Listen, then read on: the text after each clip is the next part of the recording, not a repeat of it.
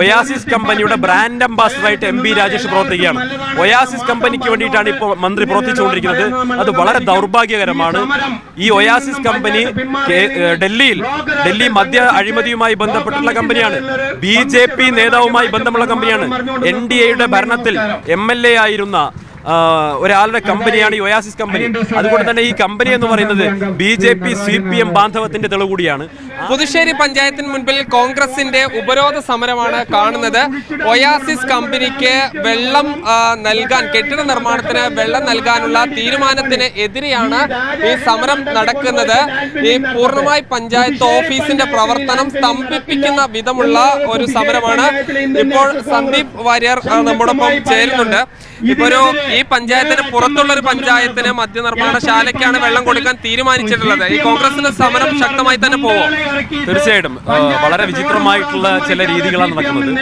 എലപ്പുള്ളി പഞ്ചായത്തിലെ ജനങ്ങൾ ഈ ബ്രൂവറിക്കെതിരായിട്ടുള്ള ഒരു വലിയ പ്രക്ഷോഭം, അവിടുത്തെ പഞ്ചായത്ത് ഭരണസമിതി, അവിടെ ഭരിക്കുന്ന കോൺഗ്രസ് ആണ്, കോൺഗ്രസിന്റെ പഞ്ചായത്ത് ഭരണസമിതി വലിയൊരു പ്രക്ഷോഭം നടത്തുമ്പോൾ അതിനെ എങ്ങനെയെങ്കിലും തകർക്കാൻ വേണ്ടി തൊട്ടപ്പുറത്തെ പുതുശ്ശേരിയിലെ പഞ്ചായത്ത് വെള്ളം കൊടുക്കാവുന്ന വിചിത്രമായിട്ടുള്ള വാഗ്ദാനം കൊടുത്തിരിക്കുകയാണ്.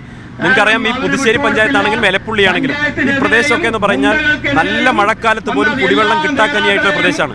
ഇവിടുത്തെ വീട്ടമ്മമാർ കുടിവെള്ളത്തിന് വേണ്ടി കിലോമീറ്ററുകൾ ഇപ്പോഴും നടക്കേണ്ട ഗതികളിലാണ്.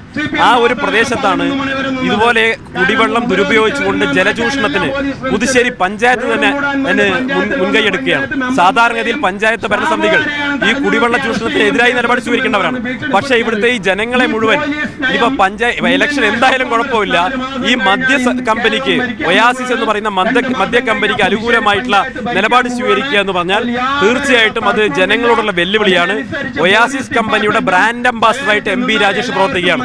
ഒയാസിസ് കമ്പനിക്ക് വേണ്ടിയിട്ടാണ് ഇപ്പോൾ മന്ത്രി പ്രവർത്തിച്ചുകൊണ്ടിരിക്കുന്നത്. അത് വളരെ ദൗർഭാഗ്യകരമാണ്. ഈ ഒയാസിസ് കമ്പനി ഡൽഹി മദ്യ അഴിമതിയുമായി ബന്ധപ്പെട്ടുള്ള കമ്പനിയാണ്.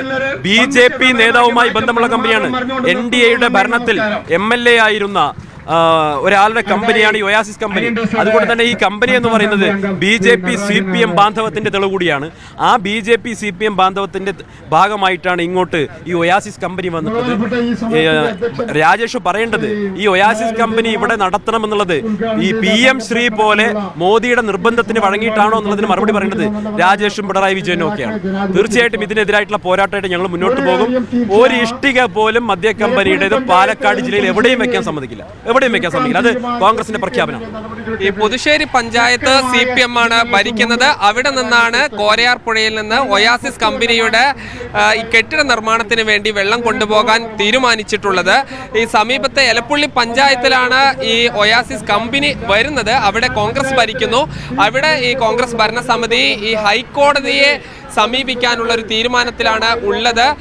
ഈ കഴിഞ്ഞ ദിവസം ഒയാസിസ് കമ്പനി വരുന്നതുമായി ബന്ധപ്പെട്ട് ഈ ഭരണസമിതി യോഗം ചേരുന്നതിന് മുന്നോടിയായി വലിയ ഒരു ഉപരോധ സമരം എലപ്പുള്ളി പഞ്ചായത്തിൽ നടന്നിരുന്നു. അത് വലിയ സംഘർഷമായിരുന്നു. ഇന്ന് ഈ പുതുശ്ശേരി പഞ്ചായത്തിന് മുൻപിലാണ് ഈ ഭരണസമിതിക്ക് എതിരെ ഒരു ഉപരോധ സമരം നടക്കുന്നത്. ഉദ്യോഗസ്ഥരോ ഈ CPMന്റെ ജനപ്രതിനിധികളോ ആരും തന്നെ അകത്തേക്ക് കയറി പോയിട്ടില്ല. ഉപരോധ സമരം ശക്തമായി തന്നെ മുന്നോട്ട് പോകും എന്നാണ് ഇവർ അറിയിക്കുന്നത്.